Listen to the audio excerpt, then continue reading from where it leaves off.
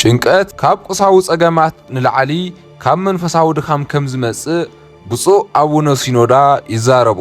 ቀንዲ ምኽንያታት ጭንቀት ድማ እዞም ዝስዕቡ እዮም።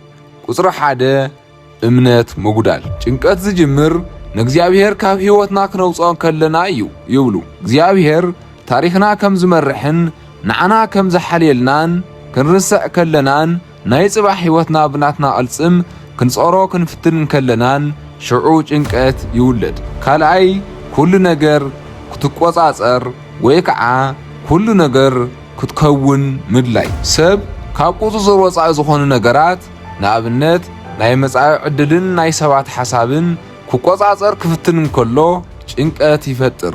እዚ ማለት ከዓ ሰባት ዝኾንዎ ክትከውን ምድላይ ንምንታይ ከም እገለ ዘይኮንኩ እናበልካ ምጥዓስ ማለት እዩ። አቡነ ሲኖዳ ከም ዝበልዎ ክትክእሎ ዘይትኽእል ነገር ንእግዚአብሔር ምሕዳግ ዘይምኽኣል እቲ ዋና ምንጪ ጭንቀት እዩ። ሳልሳይ ካብ መጠን ላዕሊ ፍቕሪ ዓለም ምህላው።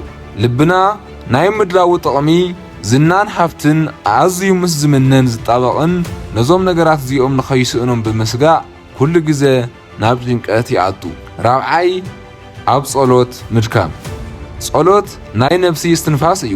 ጭንቀት ማለት ብጸሎት ናብ እግዚአብሔር ዘይተደርበየ ከቢድ ጾር ማለት እዩ። ኣብ መወዳእታ ንሪኦ ከዓ ናይ ጭንቀት መፍትሒ እንትኸውን አቡነ ሲኖዳ ንጭንቀት መፍትሒ ዝኸውን ኢሎም ዘቐመጥዎ ዓብዪ መድሓኒት ከዓ ኩሉ ነገር ንእግዚአብሔር ምሕዳግን ከም ፍቓድካ ይኹን ኢልካ ምሕላፍን እዩ። ንስኹም ብዛዕባ ርእስኹም ካብ እትጭነቕዎ ንላዕሊ እግዚአብሔር ብዛዕባኹም ከም ዝሓስብ ክትርድኡ ይግባእ። ስለዚ ኩሉ ጉዳያትኩም ንዕዑ ብምግዳፍ ብሰላም ወዓሉ ሕደሩ። ክቡራት ተኸታተልቲ እቲ ቪድዮ ጠቒምኩም ክኸውን ተስፋ ይገብር። እንተፈቲኹሞ ከዓ ላይክ ሼር ብምግባር ነዚ ቻናል ከዓ ሳብስክራይብ ምግባር ኣይትዘንግዑ። ሰላም እግዚአብሔር ምስ ኩላትና ይኹን።